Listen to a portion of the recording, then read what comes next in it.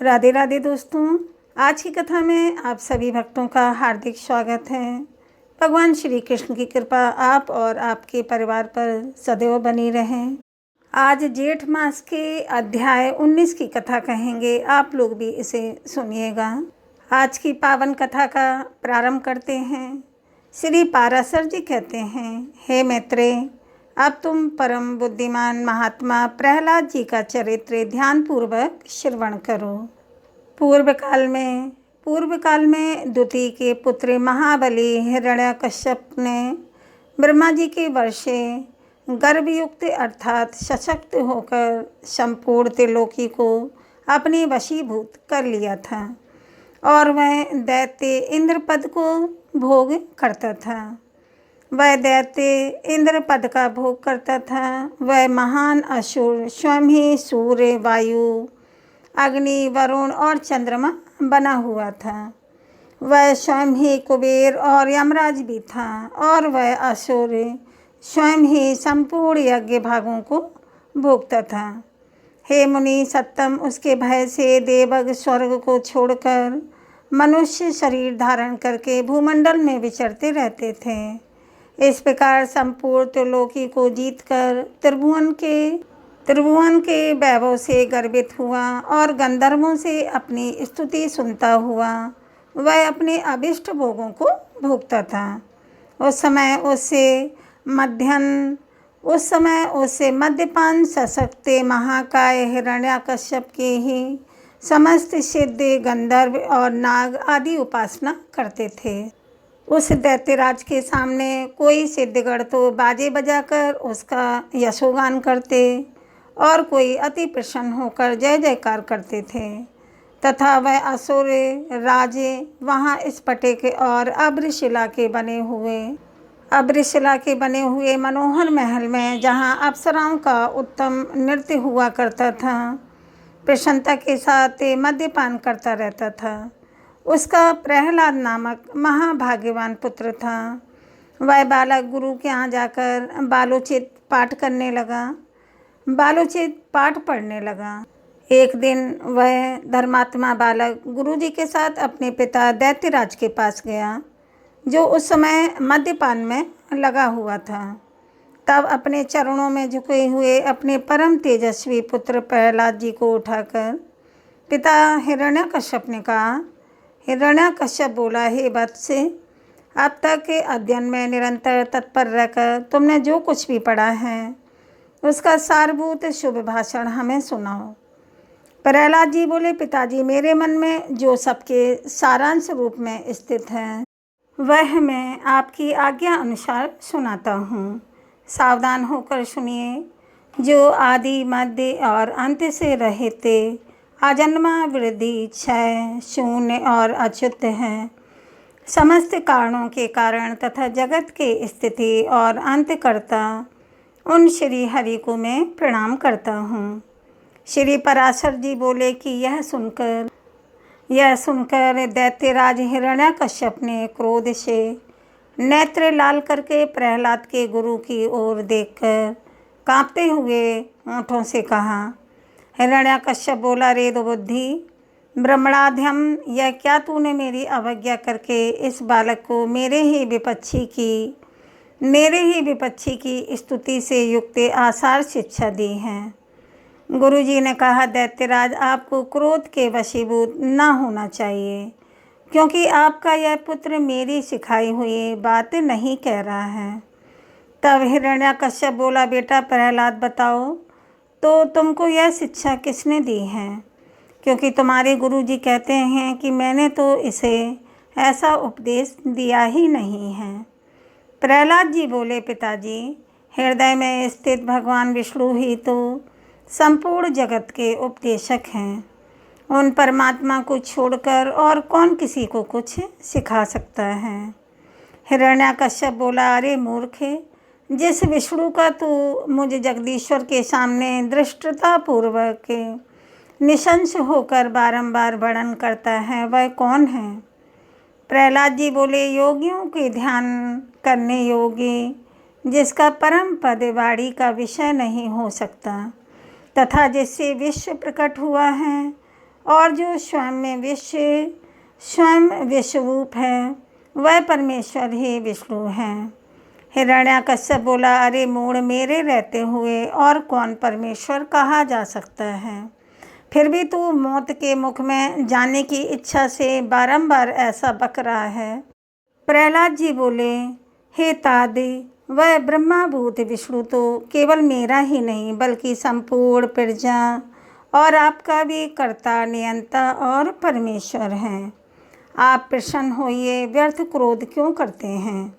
हिरण्याकश्यप बोले कि अरे कौन पापी इस दुबुद्धि बालक के हृदय में घुस बैठा है, जिससे अविष्टित होकर यह ऐसे अमंगल वचन बोलता है। प्रहलाद जी बोले कि पिताजी, वे विष्णु भगवान तो मेरे ही हृदय में नहीं बल्कि संपूर्ण लोकों में स्थित हैं। वे सर्वगामी तो मुझको और आप सबको, समस्त प्राणियों को अपनी अपनी चेष्टाओं में प्रवृत्त करते हैं। प्रहलाद की ऐसी बातें सुनकर हिरण्याकश्यप के क्रोध की सीमा ही नहीं रही। हिरण्याकश्यप बोला, इस पापी को यहाँ से निकालो और गुरु के यहाँ ले जाकर इसका भली प्रकार शासन करो। इस दुर्मत को ना जाने किसने मेरे विपक्षी की प्रशंसा में नियुक्त कर दिया है। श्री पराशर जी कहते हैं कि उसके ऐसा कहने पर दैत्य उस बालक को फिर गुरु जी के यहाँ ले गए और फिर वे अर्थात प्रहलाद वहाँ गुरु जी की रात दिन भली प्रकार सेवा शुश्रूषा करते हुए विद्या अध्ययन करने लगे। अब बहुत काल व्यतीत हो जाने पर दैत्यराज ने प्रहलाद जी को फिर से बुलाया और कहा कि बेटा, आज कोई गाथा अर्थात कथा सुनाओ।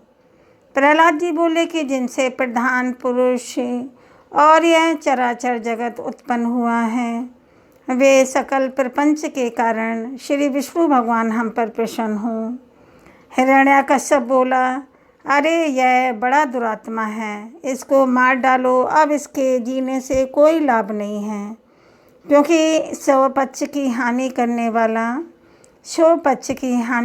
वाला होने से यह तो अपने कुल के लिए अंगार रूप हो गया है। श्री पराशर जी बोले कि उसकी ऐसी आज्ञा होने पर सैकड़ों हजारों दैत्य के बड़े बड़े अस्त्र लेकर उन्हें मारने के लिए तैयार हुए। प्रहलाद जी बोले, अरे दैत्यों, भगवान विष्णु तो शस्त्रों में, तुम लोगों में और मुझ में अर्थात सर्वत्र ही स्थित हैं।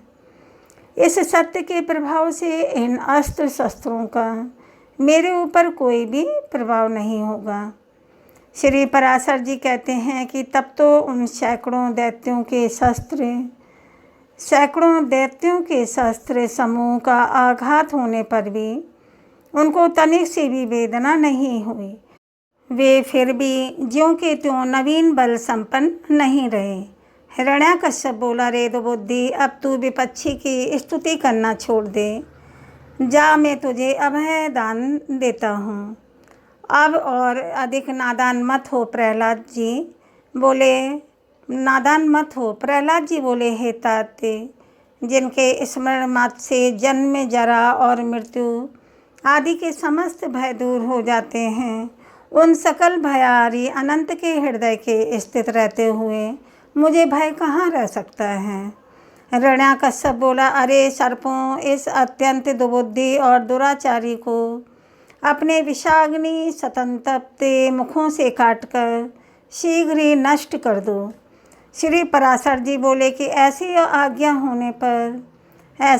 होने पर अति क्रूर और विषधर तक्षक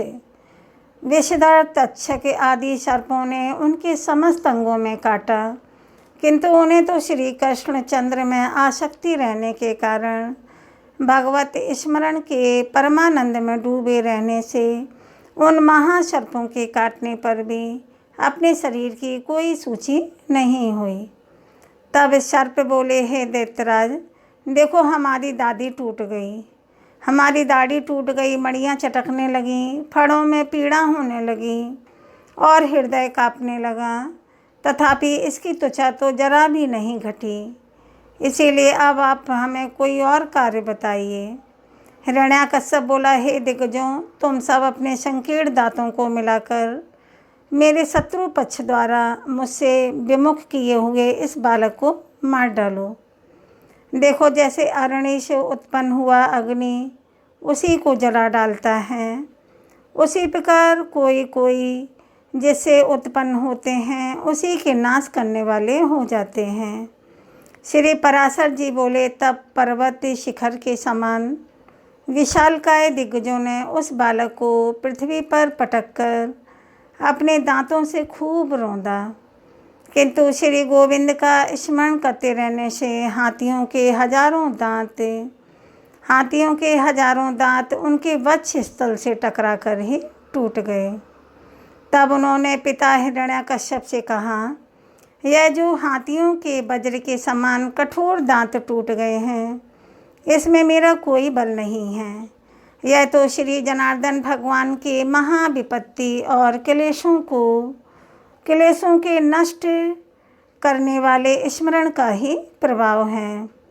हिरण्याकश्यप बोला, अरे दिग्गजों, तुम हट जाओ। हे दैत्यज्ञ, तुम अग्नि जलाओ, और हे वायु, तुम अग्नि को प्रज्वलित करो, जिससे कि इस पापी को जला डाला जाए। श्री पराशर जी कहते हैं, तब अपने स्वामी की आज्ञा से दानव काष्ठ के एक बड़े ढेर में स्थित उस असुर राजकुमार को अग्नि प्रज्वलित करके जलाने लगे। प्रहलाद जी बोले, हे तात, पवन से प्रेरित हुआ भी यह अग्नि मुझे नहीं जलाता। मुझको तो अभी दिशाएं ऐसी शीतल प्रतीत होती हैं मानो मेरे चारों ओर कमल बिछे हुए हों। श्री पराशर जी कहते हैं कि तदंतर शुक्र जी के पुत्र बड़े बागामी महात्मा अर्थात संडा मार्ग आदि पुरोहितगण शाम नीति से दैत्यराज की बढ़ाई कार्य करते हुए बोले, पुरोहित बोले, हे राजन, अपने इस बालक पुत्र के प्रति अपना क्रोध शांत कीजिए। आपको तो देवताओं पर भी क्रोध करना चाहिए, क्योंकि उनकी सफलता तो वही है। हे राजन, हम आपके इस बालक की ऐसी शिक्षा देंगे जिससे कि यह विपक्ष के नाश का कारण होकर आपके प्रति अति विनीत हो जाएगा। हे दैत्यराज, बाल्यावस्था तो सब प्रकार के दोषों का आश्रय होती ही है, इसीलिए आपको इस बालक पर अत्यंत क्रोध का प्रयोग नहीं करना चाहिए। यदि हमारे कहने से भी यह विष्णु का पक्ष नहीं छोड़ेगा तो हम इसको नष्ट करने के लिए किसी प्रकार न टलने वाली कृत्या उत्पन्न करेंगे। श्री पराशर जी कहते हैं कि पुरोहितों के इस प्रकार प्रार्थना करने पर दैत्यराज ने दैत्यों द्वारा प्रहलाद को अग्नि समूह से बाहर निकलवाया। फिर प्रहलाद जी गुरु जी के यहाँ रहते हुए उनके यहाँ पढ़ाई करने लगे। उनके पढ़ा चुकने पर अन्य दानव कुमारों को बार बार उपदेश देने लगे।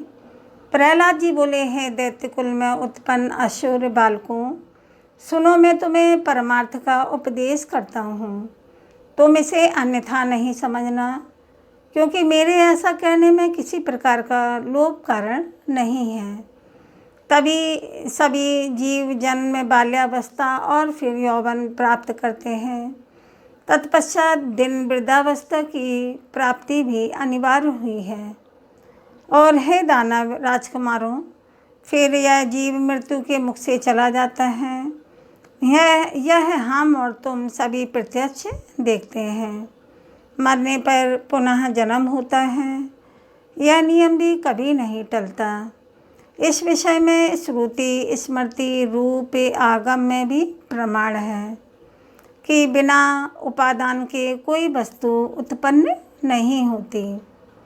पुण्य जन्म प्राप्त करने वाली गर्भाशय आदि जितनी भी अवस्थाएं हैं, उन सबको दुख रूप ही जाना। उनको सबको दुख रूप ही जानो। मनुष्य मूर्खतावश क्षुधा, तृष्णा और शीत आदि की शांति को सुख करते हैं। मनुष्य मूर्खतावश क्षुधा, तृष्णा और शीत आदि की शांति को सुख मानते हैं, परंतु वास्तव में तो वे दुख मात्र ही हैं, जिनका शरीर वात आदि दोष से अत्यंत शिथिल हो जाता है। उन्हें जिस प्रकार व्यायाम सुखप्रद प्रतीत होता है, उसी प्रकार जिनकी दृष्टि भ्रांति ज्ञान से ढकी हुई है, उन्हें दुख ही समान सुख रूप से जान पड़ता है। अहो, कहाँ तो काफे आदि महाघृणित पदार्थों का समूह है रूप शरीर, और कहाँ कांति, शोभा, सौंदर्य एवं रमणीयता आदि दिव्य गुण आदि यदि किसी मूढ़ पुरुष की मांस, रुधिर, पीव, विष्ठा, मूत्र, स्नायु, मज्जा और अस्थियों के समूह रूप इस शरीर में प्रीति हो सकती है, तो उसे नरक भी प्रिय लग सकता है। अग्नि, जल और वात, शीत, तृषा और क्षुधा के कारण ही सुखकारी होते हैं, और इनके प्रतियोगी जल आदि भी अपने से भिन्न अग्नि आदि के कारण ही सुख के हेतु होते हैं। हे दैत्य कुमारों, विषयों का जितना जितना संग्रह किया जाता है, उतना उतना ही वे मनुष्य के चित्त में दुख को बढ़ाते हैं। जीव अपने मन को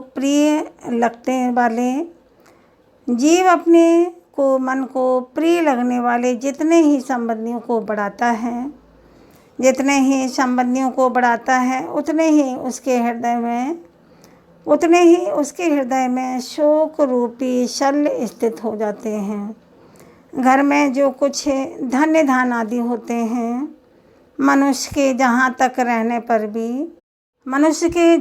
तहाँ रहने पर भी वे पदार्थ उसके चित्त में बने रहते हैं, और उनके नाश और दाह आदि की सामग्री भी उसी में मौजूद रहती है। इस प्रकार जीते तो यहाँ महान दुख होता है। मरने पर भी यम वातनाओं का धर्म प्रवेश का उग्र कोष्ठ माना जाता है। मरने पर भी यम यातनाओं का और गर्भ प्रवेश का उग्र कष्ट भोगना पड़ता है। यदि तुम्हें गर्भावस्थ में लेश मात्र भी सुख का अनुमान होता है, तो कहो, सारा संसार इसी प्रकार अत्यंत दुखमय है।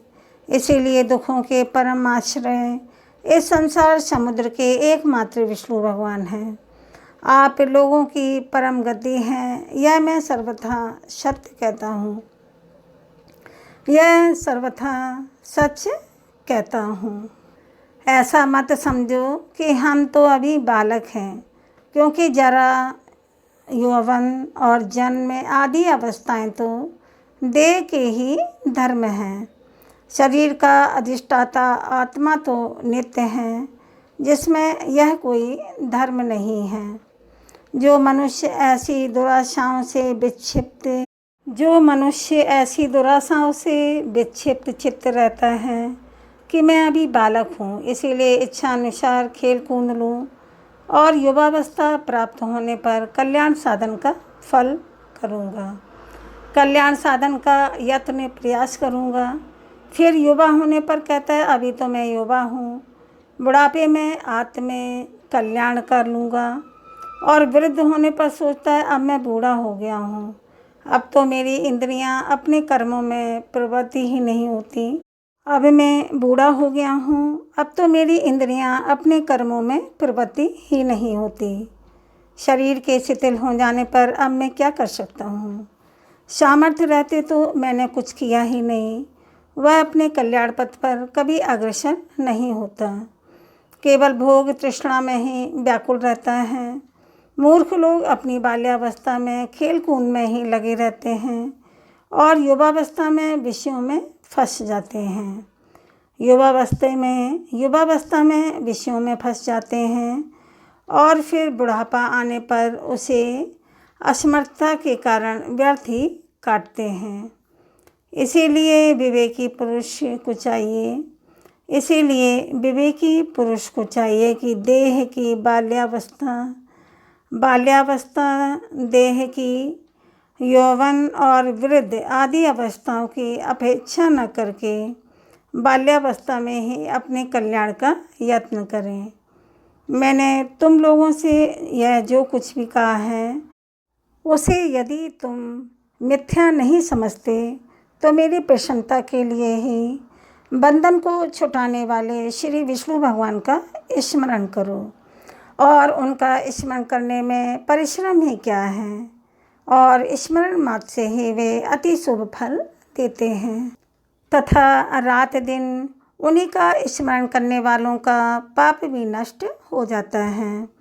उन सर्वभूतस्य प्रभु में तुम्हारी बुद्धि अहर्निश लगी रहे और उनमें निरंतर तुम्हारा प्रेम बढ़े। इस प्रकार तुम्हारे समस्त क्लेश भी दूर हो जाएंगे, जबकि यह सभी संसार तप जप से दग्ध हो रहा है। जो इन बेचारे शोचनीय जीवों में कौन बुद्धिमान है, कौन द्वेष करेगा। और जीव तो आनंद में है और मैं ही परम शक्तिहीन हूँ। तब भी प्रसन्न ही होना चाहिए। हालांकि द्वेष का फल तो दुख रूपी है, क्योंकि द्वेष का फल तो दुख रूपी है। यदि कोई प्राणी वैर भाव से द्वेष भी करे तो विचारवानों के लिए तो वे यह महामोह से व्याप्त है। इस प्रकार अत्यंत शोचनीय है। हे दैत्य कि यह मैंने भिन्न भिन्न दृष्टिकोण के विकल्प कहे। अब उनका समन्वय पूर्वक संक्षिप्त विचार सुनो। यह संपूर्ण जगत सर्वभूतमय भगवान विष्णु का विस्तार है। अतः विलक्षण पुरुषों को इसे आत्मा के समान अभेद रूप से देखना चाहिए, और इसीलिए दैत्य भाव को छोड़कर हम और तुम ऐसा यत्न करें जिससे कि शांति लाभ कर सकें। जो अग्नि, सूर्य, चंद्रमा, वायु, मेघ, वरुण, सिद्ध, राक्षस, वत्स, दैत्यराज, सर्प, किन्नर, मनुष्य, पशु और अपने दोषों से तथा ज्वर, नेत्र रोग, अतिसार, प्लीहा और गुल्म आदि रोगों से एवं द्वेष, ईर्ष्या, मत्सर, राग, लोभ और किसी अन्य भाव से भी कभी छीड़ नहीं होती। और जो सर्वदा अत्यंत निर्मल है उसे मनुष्य अमल स्वरूप भी केशव में मनोनिवेश करने वाले से प्राप्त होता है, मनोनिवेश करने से प्राप्त कर लेता है। हे दैत्यों, मैं आग्रह पूर्वक कहता हूँ कि तुम इस असार संसार के विषयों में कभी संतुष्ट मत होना। तुम सर्वत्र समदृष्टि करो, क्योंकि समता ही श्री अच्युत की आराधना है। अच्युत के प्रसन्न होने पर फिर संसार में दुर्लभ ही क्या है। तुम सर्वग्र समदृष्टि करो, क्योंकि समता ही श्री अच्युत की आराधना है। संसार के विषयों में कभी संतुष्ट मत होना। अच्युत के प्रसन्न होने पर फिर संसार में दुर्लभ क्या है। उसे मनुष्य अमूल्य स्वरूप श्री केशव में मनोनिवेश करने से प्राप्त कर लेता है। हे दैत्यों, मैं आग्रह पूर्वक कहता हूँ कि तुम इस असार संसार के विषयों में कभी संतुष्ट मत होना। तुम सर्वत्र समदृष्टि करो, क्योंकि समता ही श्री अच्युत की आराधना है। अच्युत के प्रसन्न होने पर फिर संसार में दुर्लभ ही क्या है।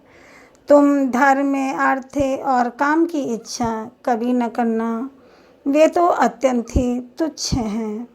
उस ब्रह्म रूप महावृक्ष का आश्रय लेने पर तो निसंदेह मोक्ष रूप महाफल प्राप्त कर लोगे। आज की कथा का यहीं पर समापन करती हूँ। इसके आगे की कथा आप कल की कथा में सुनेंगे। कल की कथा जेठ मास की अध्याय 20 की कथा में आप सुनेंगे कल। उम्मीद करती हूँ यह कथा आपको ज़रूर पसंद आई होगी। चैनल को सब्सक्राइब करें, वीडियो को लाइक व शेयर करें। आपके एक लाइक से मालूम पड़ता है कि आपको वीडियो अच्छी लगी, मतलब कथा आपको अच्छी लगी है। दोस्तों, संपूर्ण कथा सुनने के लिए आपको धन्यवाद। चैनल को सब्सक्राइब करना बिल्कुल ना भूलें। अब मिलते हैं अगले वीडियो में, तब तक के लिए दोस्तों राधे राधे।